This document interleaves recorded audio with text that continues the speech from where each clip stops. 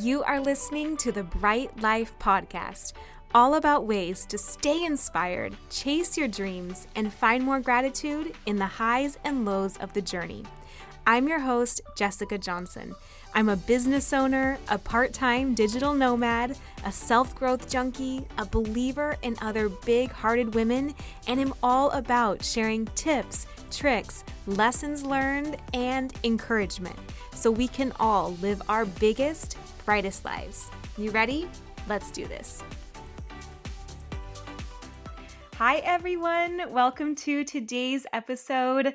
You are so lucky today because I have a friend, a colleague in the entrepreneurial space here with me, and she has an amazing story of such a journey and is really bringing something to the fitness industry that I think you're going to be so excited about. Jenn is a passionate and pleasure-seeking entrepreneur with 25 years of experience in the fitness industry. She is the founder of the Muse Method, where her mission is to put the back in movement, so good, and make every woman feel at home in her skin. After decades of teaching every class under the sun, she wholeheartedly believes that the fastest way to your best body is to say buh-bye to burpees and hello to blissful movement. She's here to remind you that less is more, you are enough, and softness is your greatest strength. How amazing is that? Welcome. Thank you so much for having me. Yes, I'm so excited. Jenn and I have followed each other's journeys for a long time. We've kind of woven in and out. I think you were even on one of my first blogs before I even started the entrepreneurial thing. Yes, I think so. Yes, I interviewed you there. I've just always been inspired by the way, she cultivates community. She's so empowering for women, for body, just love and positivity. And so there's just so much that I love about you. And I'm excited to get to share you with everyone and hear more about what you're up to and just what your journey's been. Thank you so much. So in your own words, maybe, I've given the bio, but how would you describe kind of your entrepreneurial journey and where you're at today? Well, one of the things that I have loved that was so unexpected about my professional journey is how much it's become a personal journey. And that by starting a business and just kind of playing around in that field, that I would learn so much about myself and meet myself on such a deep level. You start out thinking it's just all business, but really, when you are your brand and it's such a personal brand, you're going to peel back so many layers and discover so much about who you really are as a person. So that has been huge, but I would really sum up my entrepreneurial journey in two chapters. Chapter 1 was hustle, which is where I spent the bulk of my time, and chapter 2, where I'm at now, I would call flow. And I think many people can relate to chapter 1 or are perhaps still in chapter 1, where it's that hamster wheel of chasing something, the never ending to-do list, and you're constantly working but feeling like you're not moving the needle. I spent a lot of time in that space chasing what I thought would be commercially successful instead of creating things that I was really passionate about. And behind the scenes was not taking care of myself. And I think we know how this chapter ends. Yes, For me, it ended in major burnout. But had it not been for chapter 1 hustle, I would have never found my way into the flow. So I'm really grateful for that side of the story. But, don't tend to dwell there too much anymore and don't tend to go into details of that part of my story, because I feel like sometimes that's how we stay stuck in our story and keep ourselves in that energy. So I'm super grateful for my past and the hustle. Because it brought me to where I am now, which is being in the flow. And I still have structure, I still work, but I am really about, I focus on who I am being and the energy behind my work just as much as the end product that you see online. So it's been an amazing journey. That's such a cliche statement, but it has been. And I'm grateful for all of it, the ups, downs, all around. Yeah, it's so true what you say. I thought the same thing when I got into entrepreneurship is I was like, "Oh, it's all about business. And Yeah. if I have the right strategy, I'll be good." And it's so much more of the mindset and, like you say, who you're being, the energy you're bringing to things. Like, you don't have to have even the perfect email funnel sequence, No, ads, whatever. If you're bringing just your belief to it, your, own like embodiment of it. It's just so funny. It's hard to describe until you get into it, but I 100% agree that business and entrepreneurship is such a personal journey more than anything else, it feels like. it really, really is. And I love that you had that hustle chapter.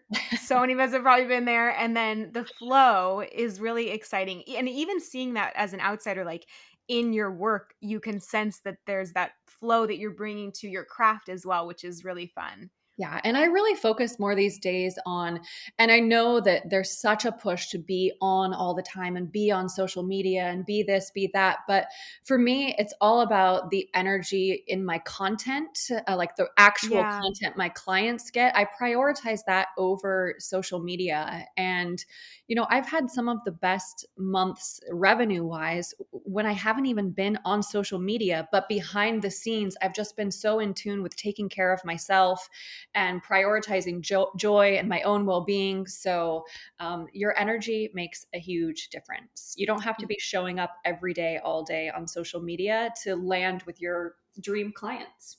Right. Totally. And one of the things that I love about kind of following you is it seems like you really let your journey evolve as you have, from that hustle mode into the flow, from more of like the burpee inspired workouts, which are great in their own way, right? But Yeah. then creating more of that flow in movement and the pleasure. And so, can you speak to that a little bit too, like how you've let your story evolve? Yeah. Well, first, can I just address the people who actually love burpees? Like, that's wonderful. If you love burpees, that's a great thing. So for Yeah. me, it's just not my jam, but burpees, yes, they have a time and place. So they're great. Yeah, you know what? I used to try so hard to just put myself in a box and only do one thing and, try to just stick and stay in my lane, as they would say. But I'm a creative person at heart. Like, that's why I believe I'm here. I'm passionate, I'm creative. So anything that I feel really pulled towards, I'm going to lean into it and experience and experiment with it. And it doesn't always work out. That path that I follow doesn't always end up leading somewhere, but my mantra has always kind of been like, I'd rather say to myself like, what the F did I do than what if, Yeah. like Right. I'd rather Exactly. have that energy all the ways. So I kind of cap myself like anything that's under wellness for my work, I will explore and let it evolve. And I've had some pretty big failures on that path too, but to me too, like failures are such an unfolding. It just helps you by process of elimination discover the things that you really do want to tap into. And I know people can be really scared to fail. And these days, because we're all on social media, it can be very public when you do. But I'm here Right. to just encourage people get out there and fall on your face because it's Yeah. really going to lead you to something. And I was for the bulk of my career, I was the burpee hit, run club instructor. And when I hit the wall and had total burnout and I was getting more into this flow chapter, I didn't even know what that meant for me because I had never taught anything like that. And the work I'm Mhm. doing right now seriously came to me like it's going to sound so weird, but I had visions of it in my head. I would like see myself moving in this really fluid, flowy way. And I would be like, Cool. but I don't know how to do that. And I'm like, well, I guess I'm going to figure it out. Right. So I just had to start playing around with it. And the more I started playing around with it, now I look at my body of work and I can't believe what I used to do 10 years ago. It's like Mhm. it's been such a transition. And what I'm doing today for movement might not be what I'm doing 10 years from now. And that's Right. okay. It becomes so playful and such a joy when you follow those impulses that really call to you and follow your desires and just completely release the expectation of anything coming from it. Just go for it. Yeah. I love the way you put that, kind of following those impulses and desires. And it almost seems just like a more natural way. Like, it's funny that we have all this cultural story or whatever it is that says like change is scary, change is bad, failure Mhm. is bad. Like really, if you look at it with that perspective you just described of more of the play, and I'm seeing where this goes, and it's Yeah. okay if it doesn't even work out because Yeah, the process is fun. Like what a exactly. better perspective. Like why don't we all operate with that a little bit more, right? Right. Because it just makes so much more sense for how we're designed to live and to grow, and nothing's static. So it's funny we try and force that. I think a lot of the force comes from the logic and common sense of, I also have to pay the bills. Yeah, that's true. But the Also thing important. is, when you get into that mode, and I know it sounds very woo woo hocus pocus, but when you do release that attachment and you're just in the mode of playing and having fun, the thing is, your energy shifts in sales, everything shifts. So people feel it feels good to be around you when you're in that Yeah. energy, as opposed to, I'm doing this because I have to make money and I know this will make money. Um, the former sells far, far more than the latter. So I think just staying in that playful mode, you'll see a shift in your sales for sure. Yeah. I know that's so funny. Whenever I talk with like one of my business mentors about this, she's always like, your superpower is when you're detached, because I have obviously this tendency that I want to control everything. I want to, know what's going to happen, what the outcome's going to be. Yes. But for my like success, any like you mentioned good revenue months, anything always comes from more of a detached place when I'm Mhm, either in it for fun or I've let go of the outcome and I'm just experimenting.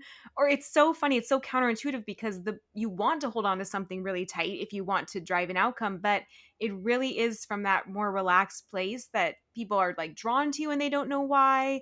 They want to work with you even if you're not really like, pushing it. It's just there's mhm. something about it that really just does create those results even if it feels so the opposite of what you think. Yes. I think people know when you're so in love with what you're working on and you're so Yeah. in love and obsessed with your product. And that product can change and you can shift down the road, but the thing you're doing right now, if you're so in love with it, it's just going to show for sure. And I'm so in love with the work that I do now. I'm just obsessed with it. I mean, I hear the songs that come on during my workouts when I'm like in a grocery store and I want to stop, drop, and do the moves. I don't. Yeah. I mean, it's with me everywhere as a joy, not as a burden, just as pure joy. I love that. So let's talk more about that then, because you have really gone from, our beloved burpees to really bringing in this more pleasure in movement. Can you tell me more about that? Like for someone who doesn't even know what that means, what is pleasure in movement and how did you kind of arrive there?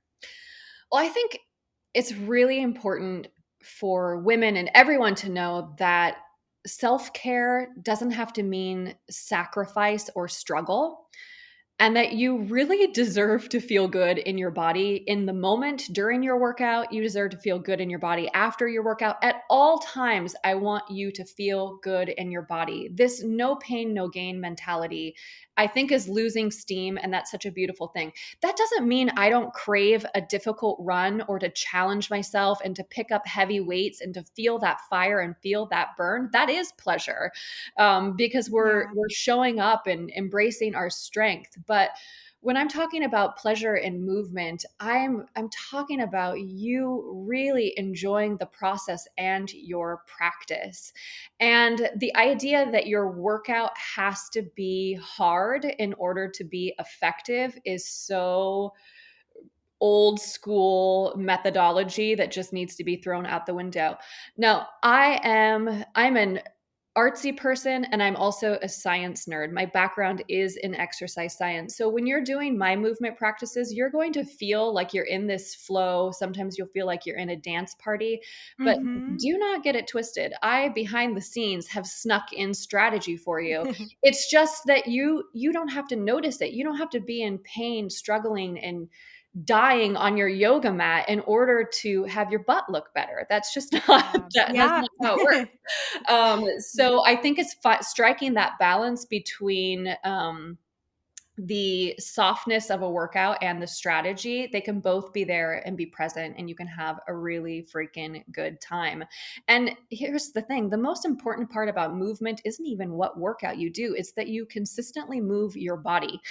And Yeah, when you true. are enjoying your movement practice, you're going to show up for that movement practice. If you dread your workout in just the tiniest bit, whether it's the commute, whether it's the experience you have when you walk into the studio, or whatever it is, you're always going to find those little excuses and those subconscious thoughts of, oh, we don't have to do it today, we'll do it, so if you're in love with your movement practice, you're going to find a way, you're going to want to do it all the time. And that's what I'm Yeah. here for. Like, I want you to feel excited. It's no longer a chore, it's no longer I have to, it's this thing that you can't wait to do, because when else in your day do you have 40 to 60 minutes of uninterrupted, just you. It's just for you. And that's so special. And we don't get nearly enough of that.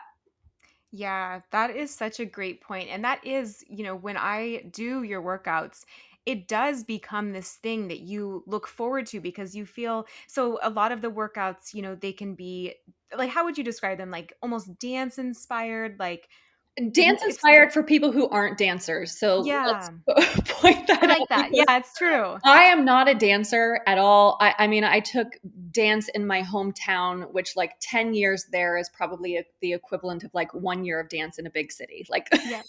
no, no skills. So they are definitely musically driven, dance inspired, and sometimes they're going to feel really sweaty and strong, and sometimes they're going to feel really sensual. They're all designed to just really connect you to your body, because oftentimes we use our workout as a time to check out. And that's True. okay on occasion, but I'd rather have you use that time to check in and really connect with yourself on a deeper level.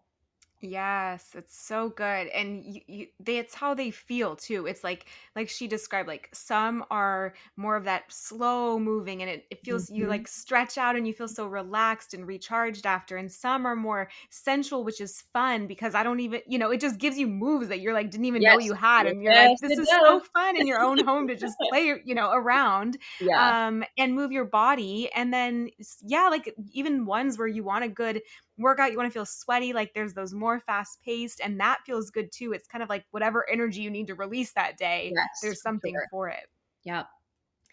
And I definitely think that I don't know if it's from finding you or almost just being open to it, but I do think there is a shift around people saying, hey, the only way to get results is not to be on the treadmill for Yeah. 30 minutes, 45 minutes, or to, I don't know, even just do the really intense workouts. Like, I actually had no idea for years that you could still get results from these more like softer workouts, less intense, and it actually like is probably better from a stress perspective for your body, right? Like your cortisol is So not all much over the better. place.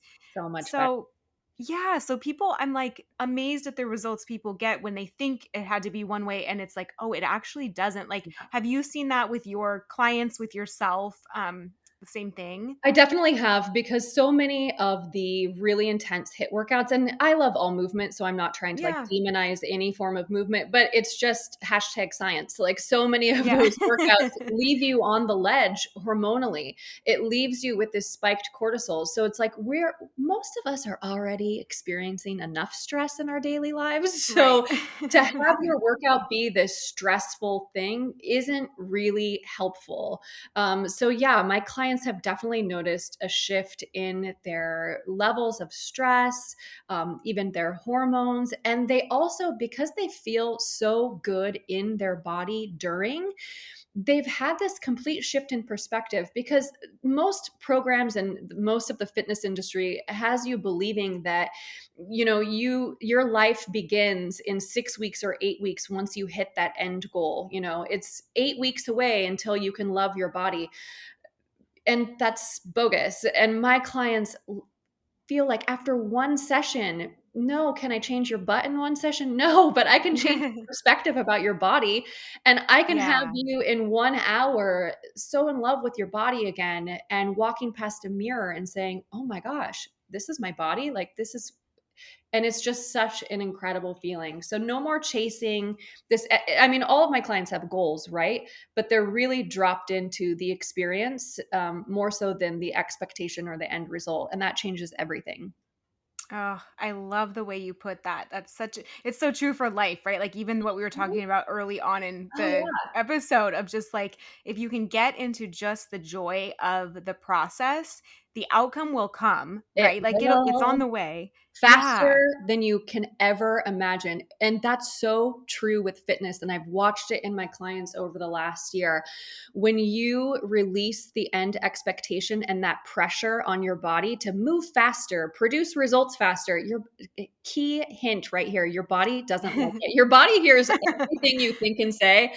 Imagine if your Yeah. boss was hovering over you, telling you to work harder, work faster, and criticizing you through the whole process. It doesn't work. So when you Yeah. get out of inner critic mode and you let go of that deadline, like stop putting your body on a timeline. You can have an end result in mind, but ditch the timeline. Things will come to you faster than you could ever imagine. It's just true. So good. How did you get to that place where you even realized this, right? Because we all get these messages all the time saying the opposite, right? Like Yeah. get the result in 6 weeks, like this is how you have to do it. Push harder, push hard. Like how did you even arrive at that way of thinking and being? Well, I arrived through working in the fitness industry for as long as I did and being so present in that machine. Yeah. And then through my own journey with my own personal health of just pushing, pushing, pushing. There was a point when I was teaching classes where I was teaching 3 to 5 classes a day, Wow. plus running and boxing and doing all of these things. And it was just this push and it wasn't a quest for health. It was for me, it was a quest of fitting into the fitness industry and Mm. believing that my body, you hear it when you work in the fitness industry that your body is your billboard. And that's such a Mm. disturbing and distorted way of looking at things. My body is not my brand. My stand Right. is my brand. My message I bring is my brand. But for so many years, I was caught up in believing that my body was my commodity. And therefore, I had to fit like this fitness model, whatever. Yeah. And from going through that complete burnout, it just really opened my eyes to that this is not the path and this is not what we're here for at all. We put so much emphasis on our physical body and our physical shell when that is by far the least important thing about you or I or anyone. Mhm. Um, and so I always tell my clients, it's like the key to your dream body is really discovering who you are. Who are you as a dream person? Who's your dream woman? And then you're going to have your dream body. So it's really getting to know yourself. Anyway, that was a very roundabout way of telling you that just by complete burnout, Yeah. it opened my eyes. And the reason why I am so passionate about this now is that I don't want anyone else to have to go through the burnout that I did in order to make that discovery. You can just say enough is enough right now. And if you're not enjoying your movement practice, or if anything is triggering about your movement practice and it makes you feel like you aren't enough, or there's this getting caught up in the cycle of always needing to fix something, then I'm so glad you're listening to this podcast. It's meant for you. Like today is your day where you get to claim right now that you're whole and you're healthy. You can still be striving for change, but you can accept yourself exactly how you are in this moment and be whole and slow down and just Yeah. find something that makes you so happy. Yeah. Yeah, that's so powerful. And what an amazing seed to have grown out of that burnout, right? Like Yes. the hustle, phase that really led Yeah. to feeling that burnout. But what an amazing gift you're giving to everyone out of that, even if it was, born out of not an experience anyone would want to, Right. Right. have to endure themselves. Yeah. Yeah. What would you say is one of the biggest lessons in your entrepreneurial journey? Well, I kind of mentioned one of them in there that my body isn't my brand. That was a huge Yeah. one for me in fitness, and also that age is not a factor. Like I remember Mhm. people telling me in my 20s, like business coaches, air quotes as I use the word coaches, that they'd be like, "Well, what's your backup? You've got about 5 years, right, left." I'm Oh, like, 5 wow. years? Yeah. What? I feel like I've got a I lot mean, of years I'm left. sorry. Mhm. And there's still a lot of chatter in the fitness industry and beauty industry that, like when women hit 40, like we get covered in scales and we like shrivel up and Yeah. die. And or we lose we're not allowed to be sensual or sexual or anything like that. And that's just a big lie. But I think the biggest lesson has been that in your entrepreneurial journey, people are not going to like what you do and they are not going to like you. And you really have to love yourself in order to ride that out and not get derailed. Because looking back, there were so many times on my career path where someone didn't like something that I did or they didn't like something about me. And so I completely changed my path because I wasn't whole Mhm. within myself. I wasn't confident in myself. And if you're not confident in your offering, if you're not in love with your offering, when that criticism creeps into your ear, it's very easy to get persuaded by it. So just really love what you're doing, really love yourself. And if someone doesn't like you, congratulations, because no one who is really awesome and truly interesting is ever liked by everyone. So Yeah, that's just that's how it true. is. Yeah. Yeah, and Brene Brown has such a great quote about that too. Something just like, if you're not in the ring, she's not interested in your Yes. feedback because I think anyone who's out there like really trying like, putting themselves out there publicly, like being willing to fail, being willing to try again, like Yeah. they know the struggle, right? And Right. so it's almost just remembering that like if someone's not in there like getting their butt kicked too, Yeah. that's not who you want to listen to. No. And I do think, like, for me, even part of this entrepreneurial journey, like, probably even part of the purpose of it for me is it has been such a lesson in how to believe in what you're putting out there and what you want to Mhm. do and almost just get over that like the people pleasing part of you that is Yes. like, oh, they might not like this, so let me shift everything. Or that's in so many of us women. I don't know if it's part of how we're Yes. just I think so. raised or whatever, but I do think that entrepreneurship like is a great trial by fire in getting past that, It definitely is. And when you make changes to what you're offering or you completely pivot like you have, you're going to Yeah, have people who are really triggered by that. And right. so it's so important to not let someone else's self-limiting beliefs steer your ship.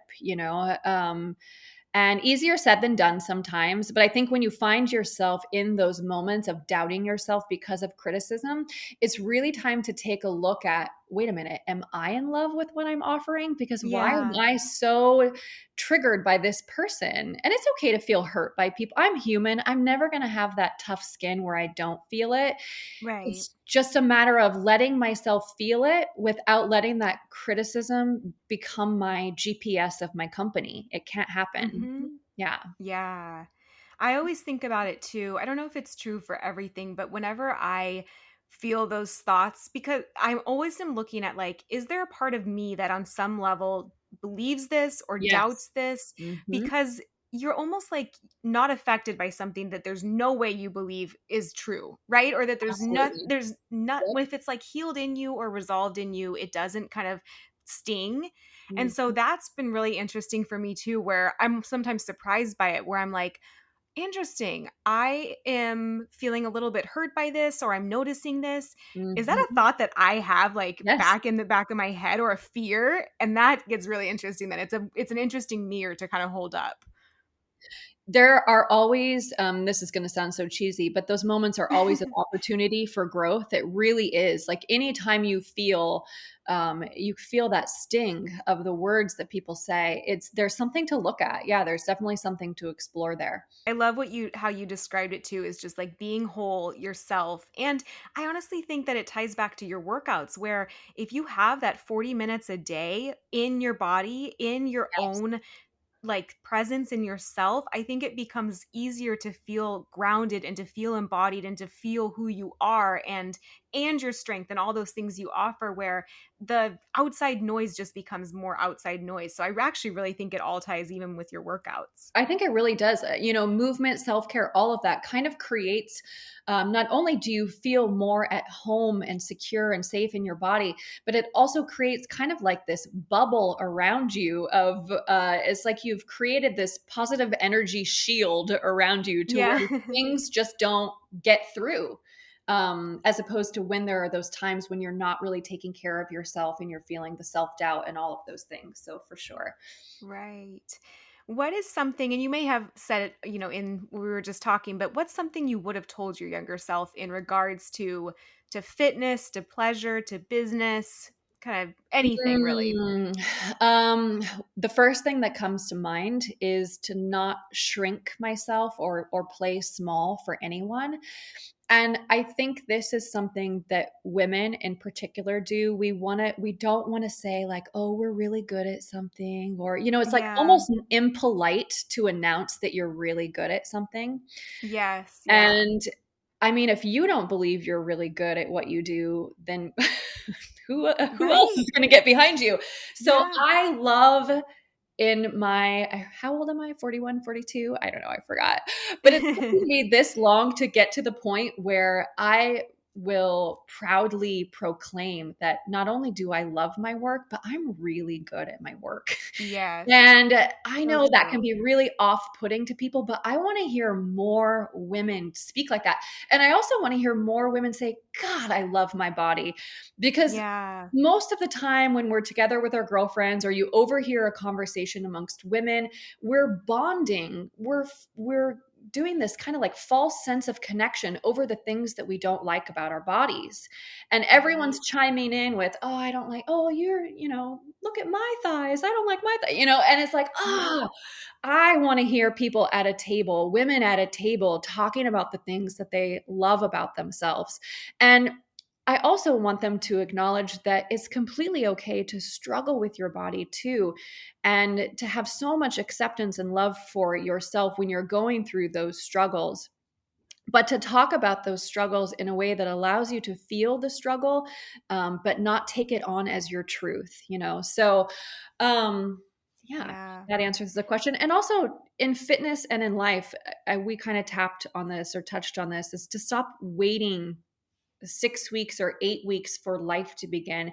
If you have Right. a goal of losing weight, say you want to lose 10 pounds, if that's a genuine goal that you desire, that's a beautiful thing. But life isn't waiting for you to lose the 10 pounds. Life is so Yeah. precious and it's happening all around you.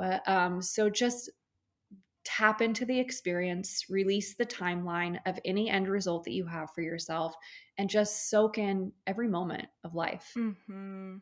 So good. I so agree. I love to see more and more women claiming that they are great at business, at Yes. fitness, at their craft, at whatever. They love their bodies. Like I've been seeing more and more women kind of more proudly posting about it. I don't know if it's, Mhm. who I follow or if it's actually a cultural shift kind of happening, but I love seeing that, and I'm sure it's hard to do it, but I get inspired by the women who are saying those things, and Yeah, surely it will trigger some and whatnot, and that's fine, unfortunate, but yeah. it's like that. I think we all need to have more of that permission because, like you say, there's so much permission around feeling small, of pointing out the Yes. things you don't like, of agreeing with them, and that being the whole conversation. It's like, why can't you also talk about the things that really inspire you or that you're doing, that you're passionate about, that you're Mhm. good at, that really light you up? Like that, I think is just, I'm excited to see more and more of that come in. One of the things I noticed when I looked back on my social media over the years was how much I used my own pain points as my message. And I think it's really important to Mm, share the reality of life, right? Like there's a balance to it. And it's really important for people to know that it's not all perfect, it's not all an illusion, and that you really do have experiences behind the scenes, with struggles and failures and things like that. But we tend to bond and celebrate struggles more often than if a woman posts about how awesome she just did at something. If you see a post on social media and a woman is talking about her struggles, you're going to see hundreds of comments of people in support of her, which is wonderful. But if you see a woman talk about how much of a badass she is, chances are somewhere in that comment stream, some other woman is going to tell her, oh, you're too big for your Yeah. britches, you know? And it's like, wait a minute. It just, so I hope to see that shift continue to happen. And I just encourage everyone listening to this, when you see another woman stepping out and talking about how rad she is, that takes courage. So Yes. celebrate Yes. her in that post and give it a like, and celebrate and join her in that energy, because when one person rises, we all rise. So it's a beautiful Yeah. thing to watch. It's so true. And it is. It's such a great reminder that with social media too, like, people are experimenting. Like we've been talking about with this evolution of careers and stuff, like people are posting and that might be the first time she's ever said something like that. And so For it might be like her getting comfortable with using her voice and her power. And so it's almost, just that reminder of like, don't be quick to assume maybe she doesn't fully believe that yet, but she's trying and she's cultivating that by posting these things and getting comfortable. So I Mhm. just always try and remember that with social media too, where like, you don't know why someone's doing something. Maybe they're just trying something new, or Right. maybe they're trying to like embody something that they want to be more of that they're just not there yet. So it's just it's a funny place, but we're really watching a lot unfold on social media. It's not all just like everyone's got it down, Yeah. either. Oh, yeah. Yeah. What would you say is something that has had the most like positive impact on your journey?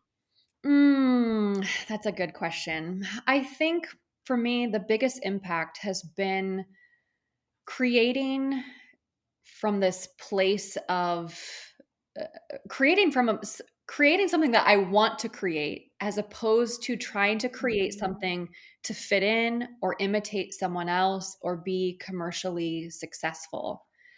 Yeah. So it's changed everything for me. The entire experience is different. The entire experience feels like just something born out of pure desire than obligation. And it's just opened my creativity so much. So creating from that space has just really changed everything. And I I love know that. that we want to have a pulse on what's out there, and you want to know what your clients want from you. And it's not that I don't tap into that, but I used to tap into that so much. I mean, even up until Yeah. like a few years ago, I always felt like I needed to run a beta test of any program before I put it out into the Mm. world.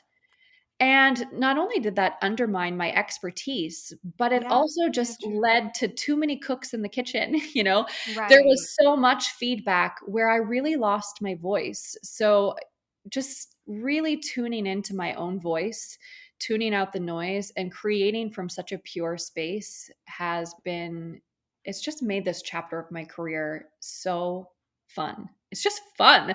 I mean, there's Yeah. no other way to put it. It's like, is this my job? Yep, this is my job. Like, I put on great music and wear stretchy pants and get to move around, and it's amazing.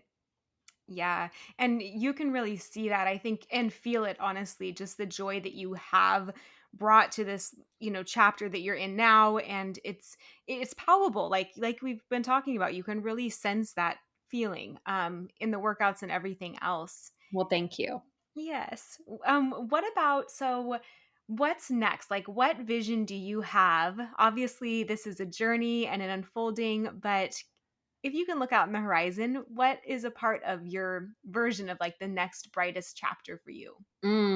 Well, personally, I'm on a real journey to uncover how good my body is designed to feel, like really reaching that top Mm. level of health and experiencing my highest energy and just vitality and feeling Ooh, I vibrant like that. every single day. Um, and also career wise, for me, you're the first that I'm sharing this with, really, is that next year, even though I love it so much, so it's kind of crazy to say this, next year will be my last full year of doing movement online. And I'll probably teach some classes here and there in person, which I love so much. I love to have that real human connection.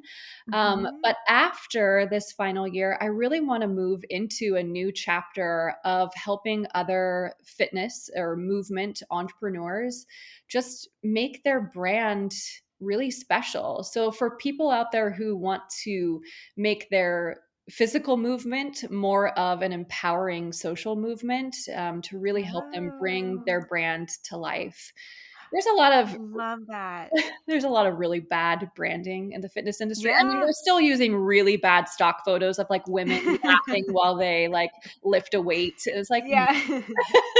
let's not do that anymore and let's create really beautiful things. So I'm excited because next year, not only is it, I've already started producing the workout side of things, and not only is it my best work I've ever done, I mean, No. it will be workouts that I feel like people will use for years and years to come. But the way that I show up in my brand in 2022 is also going to serve as a portfolio for how I can serve fitness entrepreneurs in the future. So it's going I to be, love that. I'm super excited to just go all in. And the vision I have in my mind is all coming to life and just going to go for it. That is so cool. And I was telling Jen even before, like, she has such an amazing eye for design, for the branding. Like, every time I get an email, I'm like, ooh, let's see what she said today. It's pretty. You like want to open it.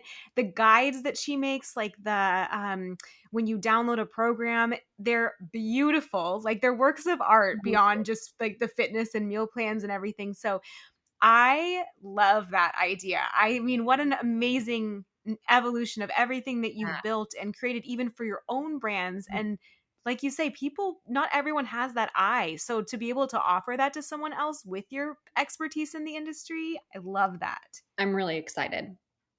So fun. Okay, so how can people get in touch with you? How can they get these workouts while you're still offering them, or follow along so that they know about this next chapter too? Yes. Well, for my work, in order to move along with me, I'm Yeah. taking private clients for 2022. And then we have the first season of my company, the Muse Method. So January through March workouts for 2022 that will open on Cyber Monday. And the first season that we're doing, it's really, they're beautiful sculpt workouts. And it's all about really the joy and art of movement.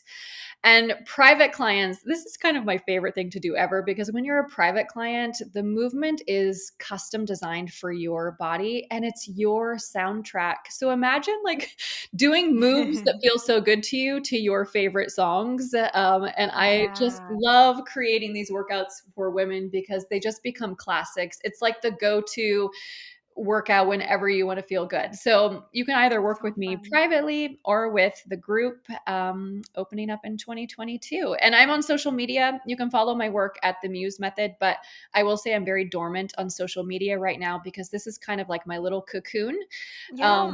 getting ready to rock for 2022. But I'll be back to posting and sharing soon within the next couple of weeks. So exciting and so fun to hear about this and just get to know, from, I mean, from following, it's been fun to watch, but to actually hear you describe, how it started, where it's at, and to just get more of that story has been really fun for me to hear. So I'm excited. I can't wait for your next thing. Everyone's got to follow all the things, and I'm super excited to support that. Thank you so much. Thanks for having me. I recently created a free bonus for listeners that I'm super pumped about. It's a 7-day workbook to create your biggest, brightest life, full of exercises I use to bring my dreams to life, work through fears, and take inspired action. You can download it for free at bit.ly/podcast bonus, just as a thank you for listening. If you love this podcast, it would mean so much to me if you leave a review or share it with a friend. That helps so much with discoverability so others can find it too. Thank you so much for listening in. I'll talk to you next Thursday.